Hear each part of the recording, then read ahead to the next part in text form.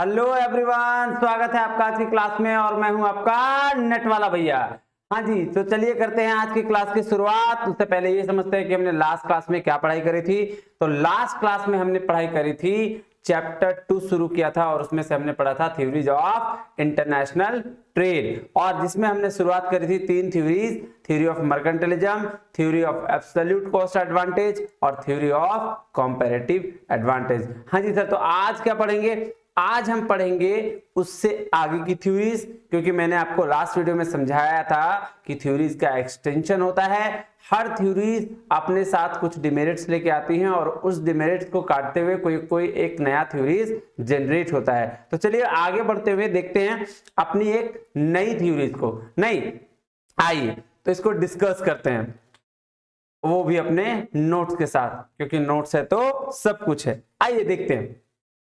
ये देखिएगा आपके स्क्रीन पे आपको दिख रहा होगा पहला जो, उसके बाद की जो पहली थ्योरी है यानी कि 4th नंबर की थ्योरी है, उसको हम कहते हैं हक्सर-ओहलिन थ्योरी। देखिए इसका और भी नाम है, क्या क्या नाम है आइए देखते हैं।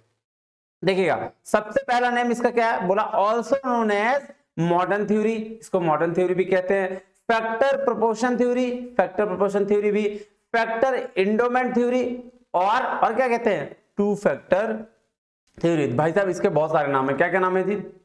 Modern theory, factor endowment theory, factor proportion theory, two factor theory.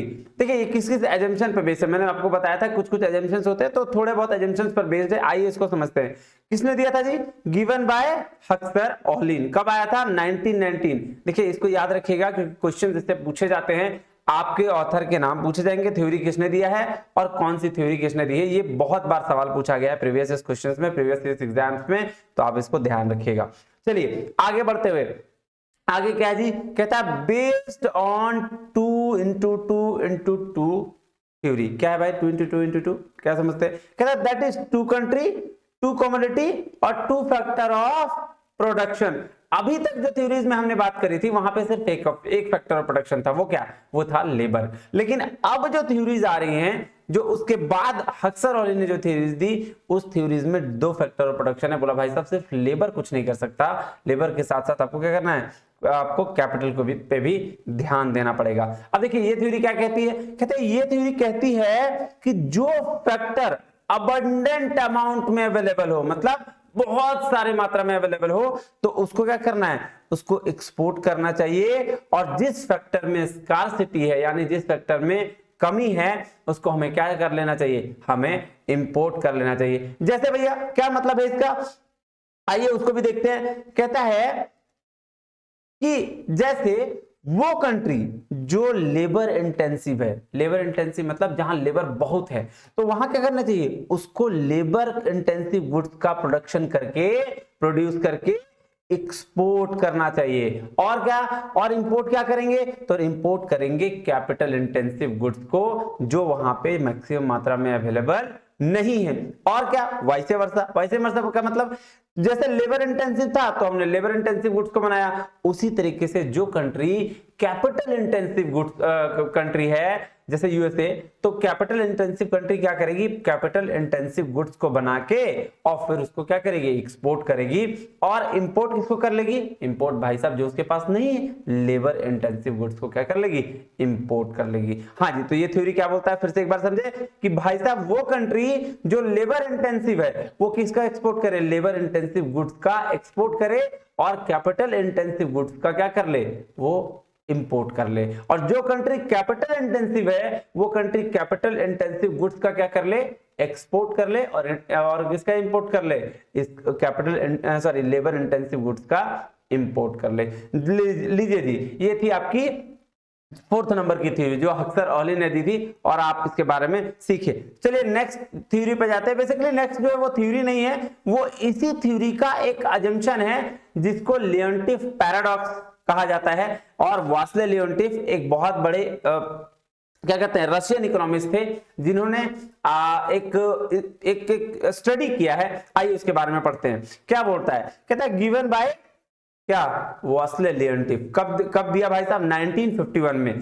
क्या बोल रहा है, एक्सेप्शन ऑफ हक्सर ऑहलिन थ्योरी। क्यों एक्सेप्शन है, आइए पढ़ते हैं। कहता है रशियन इकोनॉमिस्ट ने वास्ले लियोनटिफ ने यूएस की इकोनॉमी को बहुत नजदीक से स्टडी किया और पाया, क्या किया जी, उन्होंने बहुत बहुत क्लोजली स्टडी किया, बहुत क्लोजली ऑब्जर्व किया और पाया कि जो यूएस की इकोनॉमी है वो क्या है, कैपिटल इंटेंसिव है।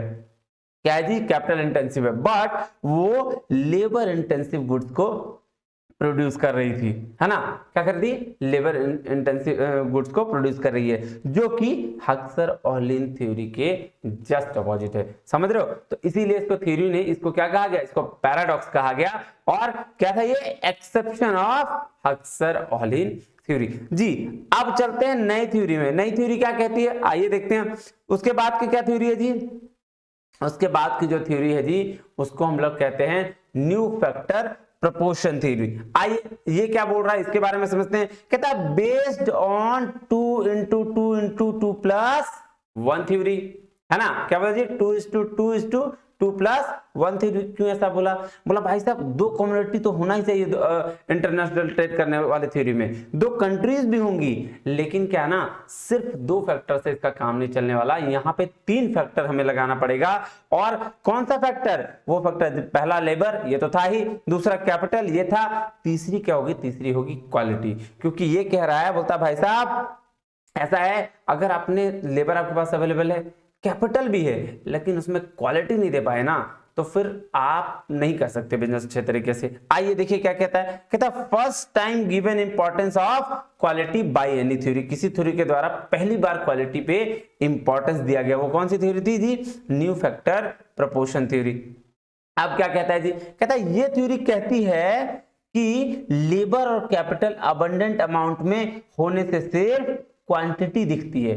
लेबर और कैपिटल अगर हो एक साथ हो तो क्या दिखती है जी, क्वांटिटी दिखती है, और अगर उसमें क्वालिटी ना हो तो हम उसका यूज नहीं कर पाएंगे। तो इसलिए क्या करना चाहिए, हमें क्वांटिटी नहीं क्वालिटी पे ध्यान देना चाहिए। तो लीजिए जी ये थ्योरी भी आपकी हो गई खत्म।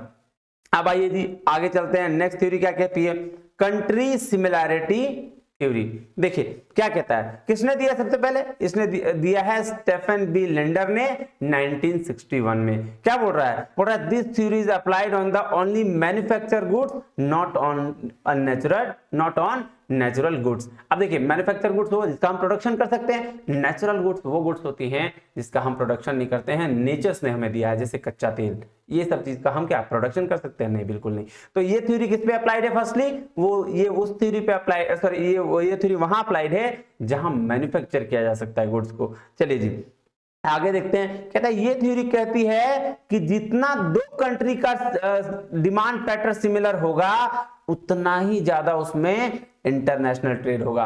क्या मतलब हुआ, मतलब ये कि डेवलप्ड कंट्री का अगर आप बिजनेस डेवलप्ड कंट्री के साथ कर रहे हो तो उसका डिमांड पैटर्न बहुत सिमिलर होगा। डेवलपिंग कंट्री अगर किसी डेवलपिंग कंट्री के साथ बिजनेस करे तो उसका पैटर्न बहुत सिमिलर होगा। आइए देखिए और क्या कह रहे हैं, ये पढ़ते हैं। कहता है the more similar demand structure of two countries the more intensive potentially is the trade between two countries. देख रहे हो कि जितना ज्यादा डिमांड स्ट्रक्चर दो कंट्री का सेम होगा उतनी ही ज्यादा पोटेंशियल तरीके से दो कंट्री का क्या होगा जी, बिजनेस होगा।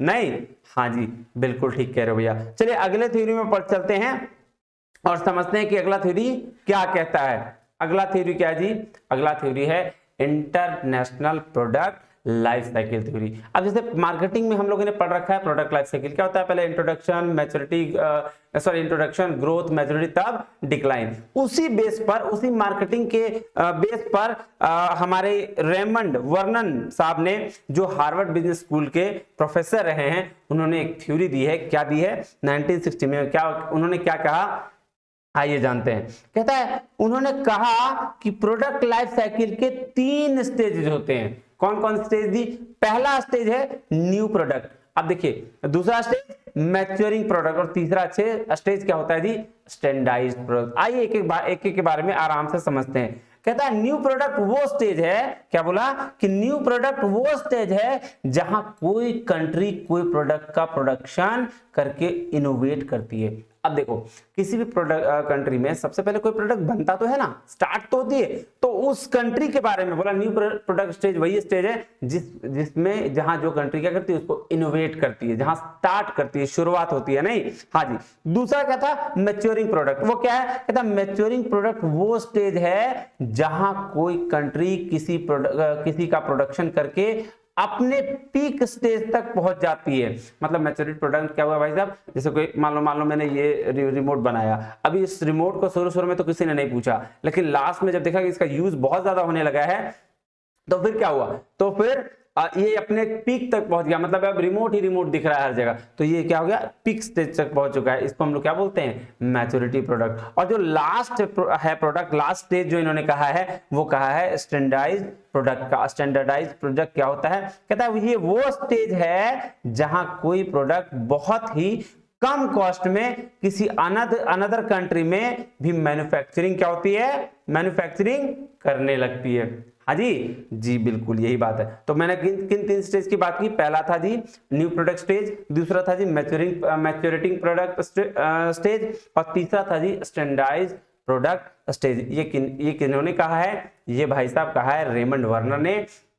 इस बेसिस पर कि मार्केटिंग के प्रोडक्ट साइकिल क्या कहते हैं, उसी बेसिस पर इन्होंने ये थ्योरी के बारे में कहा है कि ये कोई भी इंटरनेशनल ट्रेड जो है जब बिजनेस करेगी एक दूसरे के साथ, तो इन तीन स्टेज का बेसिकली ध्यान रखेगी। चलिए जी, ये तो हो गए आपके नोट्स। अब आइए आपके चलते हैं बुक में। बुक में भी कुछ चीजें लिखी हुई, आइए उसको आराम से एकदम हौले हौले से पढ़ते हैं। नहीं, आइए जी देखिए, कह रहा है पहला थ्योरी कौन सा है जी, हक्सर-ओहलिन थ्योरी। आइए, क्या इसको क्या बोलते हैं, फैक्टर प्रोपोर्शन थ्योरी, और बहुत सारी थ्योरीज कहते हैं, हमने लास्ट में देखा। कहता है the theories of Smith and Ricardo did not help countries determine which products would give a country an advantage. क्या बोल रहा है, बोलता है जो थ्योरीज हमने लास्ट में पढ़ी थी ना रिकार्डो की, कौन सी, कंपैरेटिव एडवांटेज वाली, वो क्या बोला वो प्रोडक्ट वो थ्योरी एकदम बेकार हो गया। कब, जब हक्सर-ओहलिन थ्योरी आया। क्या बोल रहा है जी, बोल रहा है both theories assumed that free and open market would lead countries and producers to determine which goods they could produce more efficiently।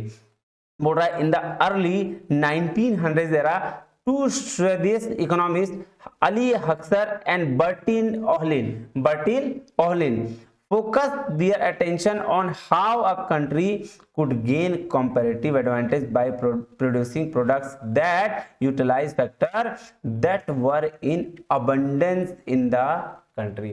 बोल रहा भाई साहब हक्सर-ओहलिन ने क्या बोला, जिस चीज का अबंडेंस मात्रा में आपके पास अवेलेबिलिटी है उसी चीज का, उसी तरह के गुड्स को बनाओ और क्या करो, बाहर भेज दो।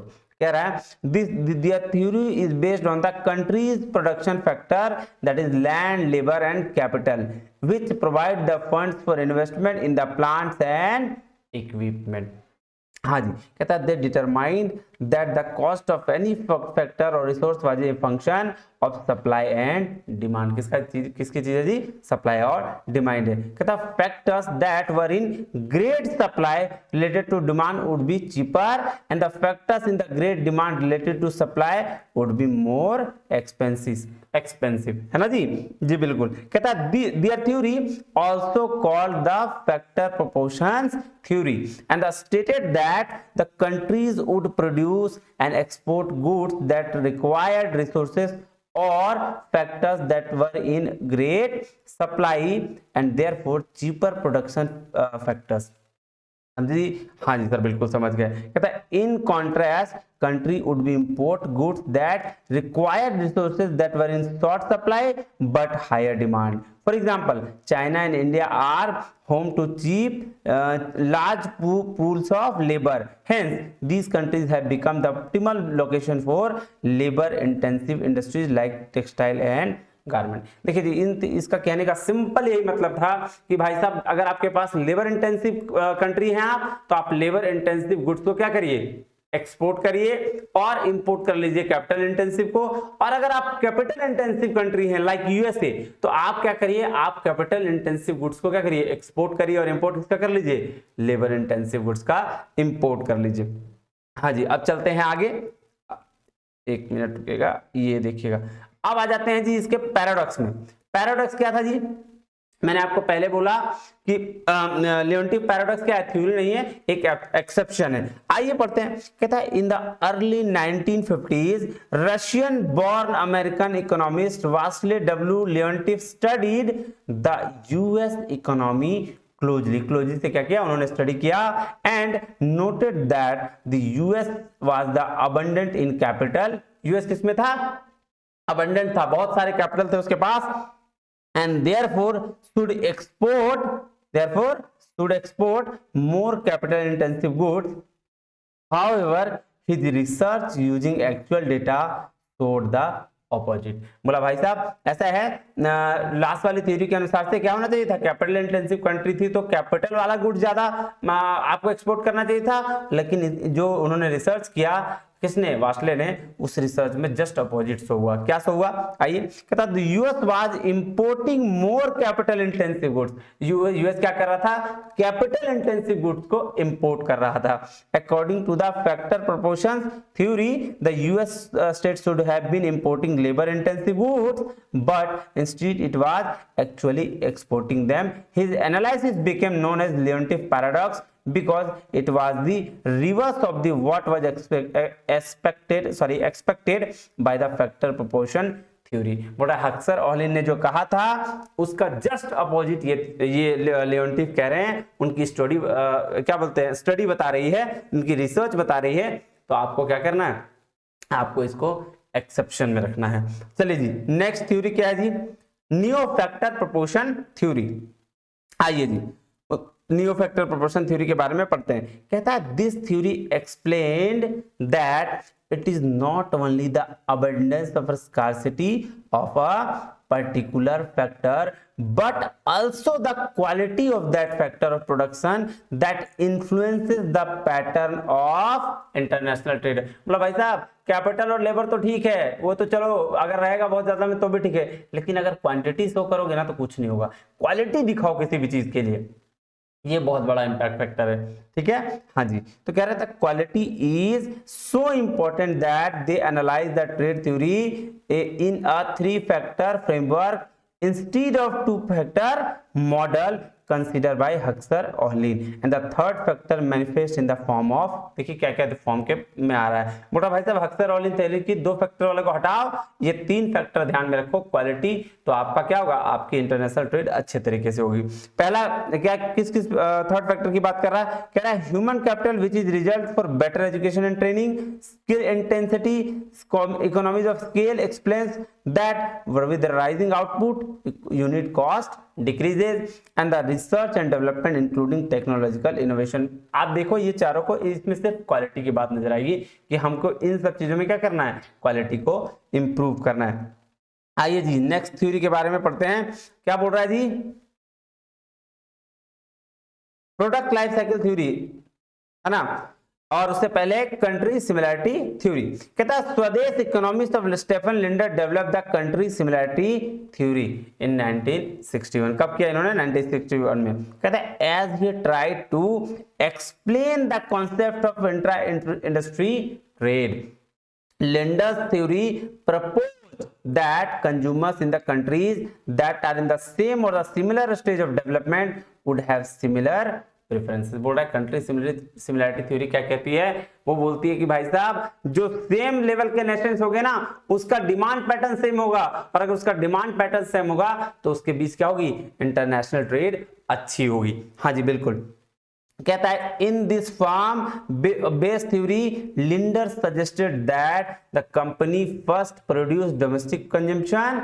उसके बाद क्या बोल रहा है, बोलता है when they explore exporting the companies often find that the market that look similar to their domestic one in terms of customer preferences offer the most potential for success. बोल रहा है भाई साहब जो डोमेस्टिक कंट्री की तरह अगर आपका सामने वाला कंट्री भी सेम टेस्ट ऑफ प्रेफरेंसेस मिल गया या कस्टमर के प्रेफरेंस मिल गए, तो आपको क्या ये थ्योरी क्या कहती है कि भाई साहब इंटरनेशनल ट्रेड आपका अच्छा होगा।